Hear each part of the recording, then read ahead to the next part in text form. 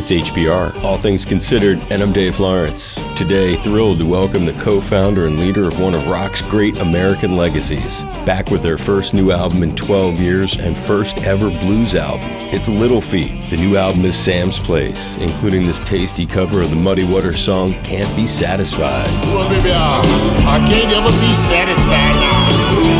Just can't keep from crying. Little Feat co-founder, keyboard legend, Billy Payne. Hey Dave, how you doing? What's going on, brother? Doing great. Just had some friends come back from Hawaii, and I go there frequently myself. So, Oh, that's awesome. Thanks for the lovely introduction. It was great. I'm in Montana. Are you really? Oh, wow, that's cool. Well, that's the great part of technology to bring us together like that. It sounds like you're in the next room. And now I know you come to Hawaii because I was talking to him about that a little bit before for fun. You come here. But in terms of the band, I remember seeing Little Feat. It might have been 2003 in Honolulu.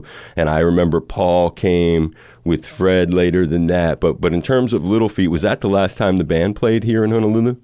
Probably so. I've been there with other bands since that time, Leftover Salmon. But yeah, Hawaii is not a place that's on the map for the bands I play with at any rate to visit too often. No. I've been going to Hawaii since I was 12, maybe 13 years old. So. Wow. Well, let's start there for fun because that's a good one for folks. Well, I had a Dennis the Menace comic book, Dennis in Hawaii.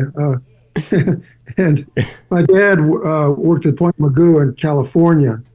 And so he was involved with looking at installations over there.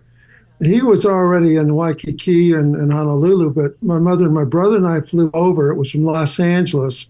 It was on a prop plane. It took 10 hours to get there. And about midway through that flight, Dave, we had to turn around and come back to Los Angeles. One or two of the engines had gone out. Oh, whoa. And I thought, why didn't they go to Honolulu? I mean, we were already halfway there. Also, George Downing, once we did get to Hawaii, was a world champion surfer.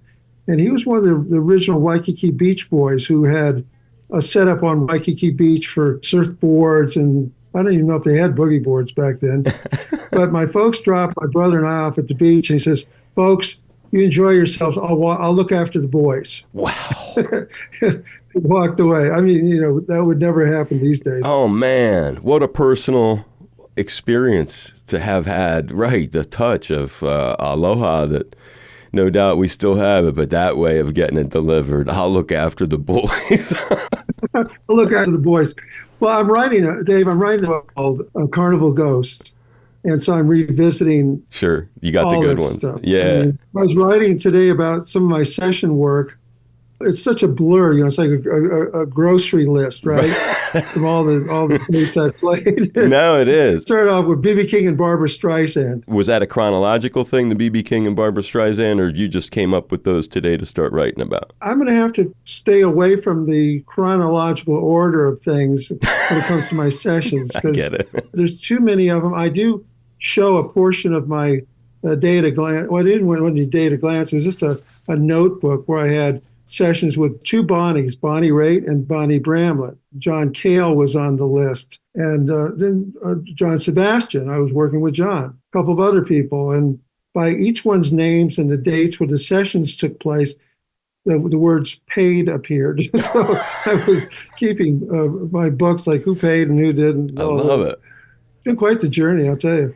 In any event, when you're talking about all these different connects in this guy, I mean, and I'll read some of them later. It is, like you said, a shopping list of artists, and we'll try to prompt him with specific stories. But the first time I got to meet this cat, we were at this place, the Tweeter Center. That was its name, but it was in suburban Boston. I had gone to see Bob Seger, and we were standing on the side of the stage and got to run into you. Was that tour? Was that the tour in 1986 or 96? It was 96. Very good. But it was just a fun memory for me because it just shows, there you were with Bob Seger, and you did a ton of Bob Seger records, right? I did. My first track with Bob was Against the Wind, and I played Hammond B3 on that. Whoa. I played on Hollywood Nights, Like a Rock, Shame on the Moon. I played on a lot of stuff with Bob Seger.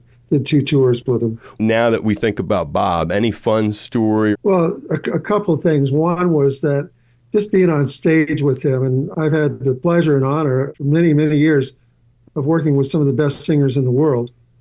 And to watch Bob work on stage, I mean, he just has such a command of not only the audience, but his vocals are just, they grab you by the throat.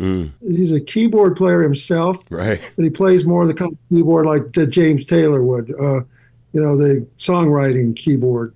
So they've got the chords and they know that, but that's why they hire people like me or Craig Frost Exactly. to come in and embellish it. But we played golf one time, and I didn't know he was a golfer, but it was nice to see Bob out on the golf course, just relaxed, and except when he was hitting poor shots like the rest of us. that kind of thing. Golf has a way of bringing people to their knees. I enjoyed immensely being able to tour with him and play on his albums. When I think about the record, the Sam's Place new one from Little Feat, it's their first studio album in 12 years, so that's obviously a significant thing, although now records are a different kind of commodity altogether. But it's called their first ever blues album. First song release, Little Feat's cover of a Willie Dixon tune that Howlin' Wolf had a hit with, You'll Be Mine. And now, when I think about Over Your Long Life, thinking like, okay, Willie Dixon, Howlin' Wolf, did you ever get to see them when you were young or have the opportunity to play with either of those guys? Well, let's start with Howlin' Wolf. I never got to play with him, but I was just writing about this afternoon. I was in a session with B.B. King on one of his records. I think it's called Deuces Wild. And B.B. recorded one of Willie Nelson's tunes, The Nightlife, and Willie was there playing as well. Wow. But we were sharing stories, B.B. and I, after the session. Little Feat had done a tour with him. And I talked about Lowell George presenting a guitar as Howlin' Wolf was walking into the back of the Ash Grove, which was a blues club in Los Angeles. This would have been in the late 60s, maybe. But he held up his guitar to Wolf. Hey, Wolf, play my guitar. And Wolf looked back and said, F off, kid. And BB goes, Howlin' Wolf would have never said that. And I said, BB, I hear you, but I believe Lowell.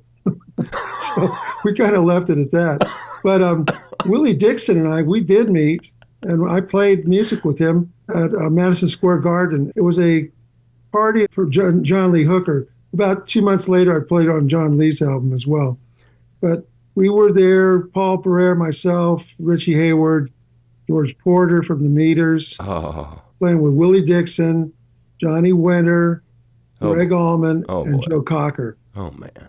Whoa, all on the stage together? They came out at separate times, and you backed them all. We were the band backing those guys. And I saw John Lee come in that night with a couple of babes, one babe on each arm.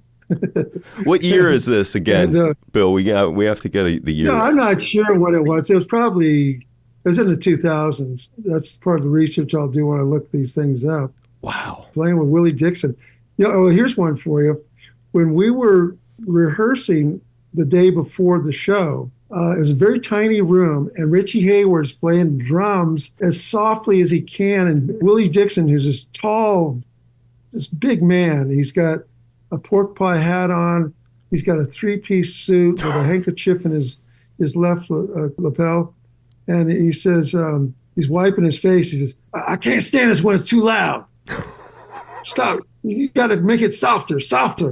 And Richie's looking at him like, oh my gosh, what do I do?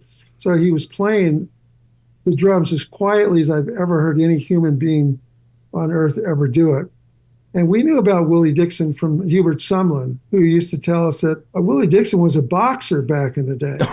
And in the old days, he'd pull you out into the alley and thrash you if you didn't pay attention.